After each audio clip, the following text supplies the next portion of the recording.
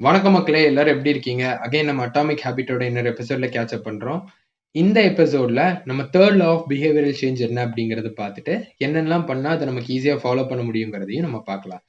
3 law என்ன அப்படின்னா, how to make it easy. ஒரு ஹேபிட் நமக்கு ரிப்பீட்டடா பண்ணணும் அப்படின்னா, என்னென்னலாம் பண்ணா ஈஸி ஆகும்? அதுக்குள்ள மெத்தட்ஸ் அண்ட் ஸ்டெப்ஸ் என்னங்கிறத அப்கமிங் எபிசோட்ஸ்ல ஒவ்வொன்னா பார்க்கலாம். இந்த எபிசோட்ல அகைன் இந்த 3 லா ஆஃப் பிஹேவியரல் சேஞ்சோட first unit, walk slowly but never backwards. இது என்னங்கிறத நம்ம பார்க்கலாம். இது ஒரு எக்ஸ்பெரிமெண்ட்ல ஸ்டார்ட் ஆகுது. ஒரு காலேஜ் இருக்கு. அந்த காலேஜ்ல ஒரு ஃபோட்டோகிராஃபி கிளாஸ் இருக்கு. அதுல இருக்கக்கூடிய ப்ரொஃபசர் வந்துட்டு இருக்கக்கூடிய ஸ்டூடண்ட்ஸ் எல்லாத்தையும் 2 குரூப்பா பிரிக்கிறாங்க. ஒரு குரூப் பேரு குவான்டிட்டி குரூப், இன்னொரு குரூப் பேரு குவாலிட்டி குரூப். குவான்டிட்டி குரூப் கிட்ட போயிட்டு அவங்க என்ன சொல்றாங்க அப்படின்னா, "இங்க பாரு, உன்னோட செமஸ்டர் ரிசல்ட் எப்படின்னா, நீ சப்மிட் பண்ணக்கூடிய நம்பர் ஆஃப் ஃபோட்டோஸ வச்சு தான் நான் டிஃபைன் பண்ணுவேன். இப்ப நீ 100 ஃபோட்டோ சப்மிட் பண்ண அப்படின்னா, நான் உனக்கு ஏ கிரேட் தருவேன்.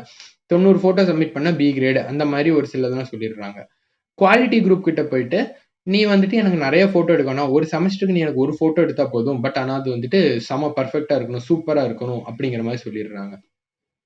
இவங்க 2 பேருக்குமே ஓகே நீங்க ஸ்டார்ட் பண்ணிருங்கப்பான்னு ஒர்க்க சொல்லி விட்டுர்றாங்க. நம்ம எல்லாம் என்ன நெனைப்போம், ஓகே குவான்டிட்டி குரூப்போடயே குவாலிட்டி குரூப் நல்லா பெர்ஃபார்ம் பண்ணும். ஏன்னா, அவங்களுக்கு வந்துட்டு ஒரு செமஸ்டருக்கு 1 ஃபோட்டோ எடுத்தா போதும். அப்ப அவங்க எவ்வளோ பெர்ஃபெக்ட்டான சூப்பரான ஃபோட்டோ எடுப்பாங்கன்னு நம்ம நெனைப்போம். பட் ரிசல்ட்ஸ்ல பார்த்தீங்கன்னா, குவான்டிட்டி குரூப்ல இருக்கக்கூடிய பீப்பிளோட ஃபோட்டோ குவாலிட்டி, அவங்களோட அந்த ஒரு ஒரு ஒரு லெவலே வேற லெவல்ல இருக்கும். எப்படி அப்படின்னா, இப்போ ஒரு 100 ஃபோட்டோ ஒரு பெர்சன் சப்மிட் பண்றாங்கன்னு வச்சுக்கோங்களேன். அவங்க அந்த 100 ஃபோட்டோ எடுத்தோனே ராவா குடுக்க மாட்டாங்க இல்லையா?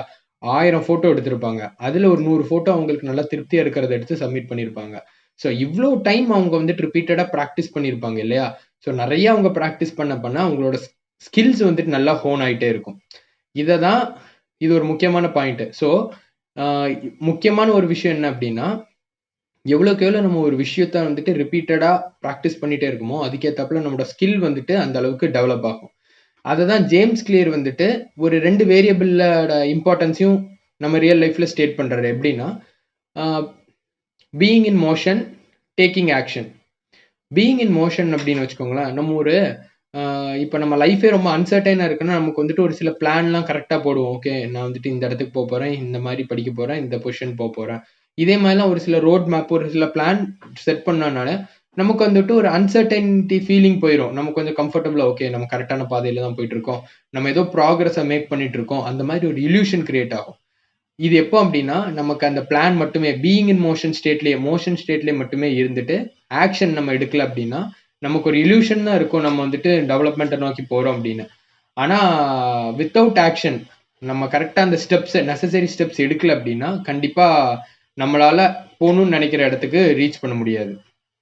ஸோ ஒரு பெட்டர் பிராக்டிஸ் என்ன அப்டின்னா, ஆ எவ்வளவுக்கு எவ்வளவு நமக்கு என்ன விஷயம், என்ன ஹேபிட் நம்ம செட் பண்ணணும்னு நெனைக்கிறோமோ, அப்போ அந்த சிச்சுவேஷன் வர்றப்போ டேக் தி ஆக்ஷன். இப்ப எக்ஸாம்பிளுக்கு நாளைக்கு நான் ஜிம்முக்கு போயிட்டு, நான் என்னோட கோச் கிட்ட போய் என்னோட உடம்ப எப்படி நான் ரெடி பண்ணணும்னு கேட்க போறேன்.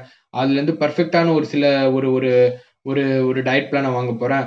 பெர்ஃபெக்ட்டான ஒரு வொர்க் அவுட் பிளான் வாங்க போறேன். அத வச்சு நான் உடம்ப ரெடி பண்ணிருவேன் அப்படின்னு கேட்டா, அது பீயிங் இன் மோஷன் ஸ்டேட் தான். டேக்கிங் ஆக்ஷன் என்னன்னா, அவங்களுக்கு இந்த பெர்ஃபெக்ஷன்னு ஒண்ணு கிடையவே கிடையாது. ரிப்பீட்டட் ஆக்ஷன் வந்துட்டு நமக்கு காம்பவுண்ட் ஆகுறது தான் பெர்ஃபெக்ஷன். ஸோ ரிப்பீட்டடா நான் வந்துட்டு ஓகே டைம் வந்துருச்சா நான் ஜிம்முக்கு போயிருவேன்ப்பா. நான் ஏதோ நல்லா பண்றேனோ இல்லையோ, ஏதோ ஒண்ணு பண்றேன் சொல்லி நான் ஸ்டார்ட் பண்ணிடுறது. போக போக போக என்ன ஆகும்னா, அது உங்களுக்கு ரொம்ப ஆட்டோமேட்டிக் ஆகும். இது என்ன ஆகும்னு ஒரு லேர்னிங் கர்வ் இருக்கு. அதையும் நம்ம இப்ப லேட்டர் பார்க்கலாம். ஓகே. அப்ப நீ சொல்லிட்டப்பா, ஆக்ஷன் நமக்கு நெறைய இருந்ததுன்னா போதுமா? அப்ப நமக்கு அந்த பிளானிங் வந்துட்டு முக்கியம் இல்லையா? அந்த மோஷன் ஸ்டேட் முக்கியம் இல்லையான்னு கேட்டா, அதுவும் முக்கியம் தான். எப்படின்னா, இப்ப நமக்கு ஒரு கரெக்ட்டான பிளான் இங்க இருந்து ஆரம்பிச்சு நான் இங்க போப்போறேன். அந்த ஒரு டெஸ்டினேஷன் தெரியல அப்படின்னா, நமக்குள்ள அந்த அந்த எஃபோர்ட்ட சேனல் பண்ணக்கூடிய பாதை வந்துட்டு அன்கிளியரா இருக்கும். ஸோ 2மே கரெக்ட்டான பேலன்ஸ்ல இருந்ததுன்னா, நம்மளோட ஹேபிட்ட ஈஸியா கிரியேட் பண்ண முடியும். ஓ ஓகேப்பா நீ ஹேபிட்ட ஈஸியா கிரியேட் பண்ண முடியுன்ட்ட. எவ்வளோ நாள் நான் அது ஒரு ஹேபிட்ட ஃபாலோ பண்ணா அது வந்துட்டு எனக்கு ஈஸியா செட் ஆகும்? அப்படின்னு ஒரு கொஸ்டின் எல்லாருக்குமே இருக்கும். அதுக்கு ஆன்சர் என்னங்கிறது இப்ப பார்க்கலாம். அதாவது நம்ம எல்லாருக்குமே தெரியும் ஒரு ஹேபிட்னா என்ன? ஒரு ப்ராப்ளம் நடக்கு. அதுக்கு ஒரு சொல்யூஷன் இருக்கு. அது வந்துட்டு ரிப்பீட்டடா இந்த ப்ராப்ளம் தான் இருக்குது. நான் அதுக்கு ஒரு சில செட் ஆஃப் ப்ரொசீஜர ஃபாலோ பண்ணுவேன். எனக்கு ஒரு சொல்யூஷன் கிடைக்கும் அப்டின்னா, அது நமக்கு வந்துட்டு ஒரு ஆட்டோமேட்டிக்காவே நமக்கு ஓகே அடுத்தடுத்து என்னென்ன ஸ்டெப்ன்னு சொல்லி யோசிக்காம நம்ம கரெக்ட்டா எக்ஸிக்யூட் பண்ணிடுவோம். இதுதான் ஒரு ஹேபிட்டா நமக்கு செட் ஆயிருக்கும் இல்லையா? அதே மாதிரி நமக்கு ஒவ்வொரு டைம் ஒரு புதுசா ஒரு ஆக்ஷன் பண்றப்போ, நம்ம பிரெயின்ல கரெக்ட்டா ஒரு நியூரான் சர்க்யூட் புதுசா ஒண்ணு ஃபார்ம் ஆகும். அப்போ அது மொத டைம் பண்றப்போ அது கொஞ்சம் அன்கிளியரா இருக்கும். அப்போ 2 வகையான பீப்பிள் இருப்பாங்க. ஒண்ணு ஓகே இது நமக்கு வரலன்னு சொல்லி கிளம்பிருவாங்க. ஆனா அதுல இன்னொரு வகையான பீப்பிள் என்னன்னா, ஓகே நான் ரிப்பீட்டடா திரும்ப நான் எஃபோர்ட் நெறைய போட போறேன்னு சொல்லிட்டு, அவங்க அந்த ஆக்ஷன்ஸ திரும்ப திரும்ப திரும்ப எக்ஸிக்யூட் பண்ணிட்டே இருப்பாங்க. அவங்க எக்ஸிக்யூட் பண்ண பண்ண அந்த சர்க்யூட்டோட இந்த நியூரான் சர்க்யூட்டோட ஸ்ட்ரென்த் அதோட ஸ்ட்ரென்த் வந்துட்டு ரொம்ப அதிகமா இருக்கும். அந்த சர்க்யூட்டோட குவாலிட்டி, அந்த சர்க்யூட்டோட பில்ட் எல்லாமே ரொம்ப நல்லா இம்ப்ரூவைஸ் ஆகும்.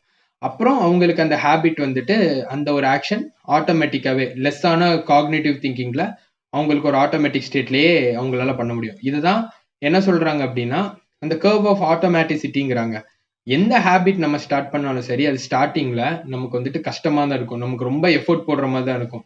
இப்போ எக்ஸாம்பிளுக்கு வாக்கிங் போகணும்னு ஒரு பர்சன் மைண்ட் செட் பண்றாங்கன்னு வச்சுக்கோங்களேன். டெய்லி ஒரு 20 மினிட்ஸ் அந்த ஒரு ஓகே நான் 6 மணிக்கு நான் ஈவினிங் வாக்கிங் ஸ்டார்ட் பண்ணுவேன், 6:30 வரைக்கும் பண்ணுவேன் அப்படின்னு செட் பண்றாங்கன்னா,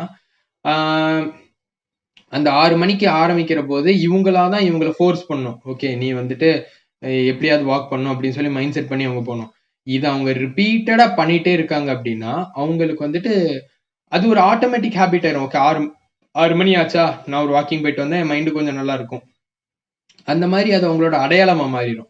ஸோ ஒரு நல்ல ப்ராக்டிஸ் என்ன அப்படின்னா, எவ்வளோ நாள் நான் வந்துட்டு ஒரு ஹேபிட்டை ஃபாலோ பண்ணுனா ஒரு ஹேபிட் எனக்கு ஃபார்ம் ஆகுங்கிறதோடையே எவ்வளோ டைம் நான் அந்த டியூரேஷன்ல ப்ராக்டிஸ் பண்ணும். இப்போ சிலர் சொல்லுவோம் இல்லையா, 20 நாள்ல உங்களால ஒரு ஹேபிட்டை நல்லா கிரியேட் பண்ணுவீங்க, 90 நாள் 100 நாள்.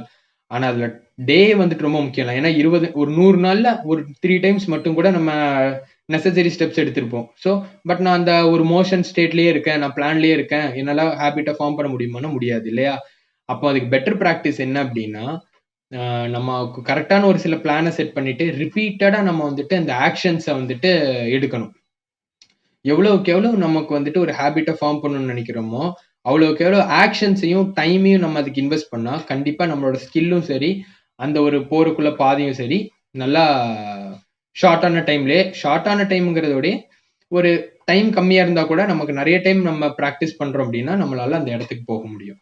அதுதான் இந்த எபிசோட்ல முக்கியமான ஒரு டேக் அவேவா எடுத்துக்கலாம். என்ன அப்படின்னா, நமக்கு ஒரு ஒரு விஷயம் வரல, இப்போ எனக்கு மேத்தமேட்டிக்ஸ் வரல அப்படின்னா நான் ஓகே எனக்கு வராதுப்பா அப்படின்னு சொல்லி போறதோட பெட்டர் ப்ராக்டிஸ் என்ன அப்படின்னா, நான் வந்துட்டு திரும்ப திரும்ப நான் ப்ராக்டிஸ் பண்ண போறேன் அன்டில் எனக்கு அதுல சூப்பர் ஆகிற வரைக்கும் நான் ப்ராக்டிஸ் பண்ண போறேன்னு சொல்லி நான் டைம் உள்ள இன்வெஸ்ட் பண்ணிட்டு இருந்தா ஒரு குறிப்பிட்ட டைம்ல I will become proficient in math.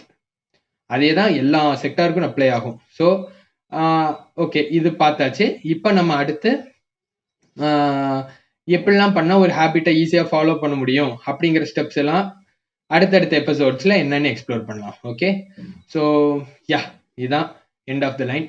அப்புறம் இந்த வீடியோ பார்த்துட்டு இருக்கிற ஒவ்வொரு பர்சனுக்கும் நான் சொல்றேன், நீங்க எல்லாருமே ரொம்ப யூனிக். உங்களோட ஒவ்வொரு ஆக்ஷனுமே இந்த சொசைட்டில ஒரு நல்ல தாக்கத்தை ஏற்படுத்த முடியும். முடிஞ்ச அளவு அது வந்துட்டு ஒரு ஆக்கப்பூர்வமான தாக்கமா இருக்கிறதுக்கு நம்ம முயற்சி பண்ணுவோம். Okay, have a great day. By.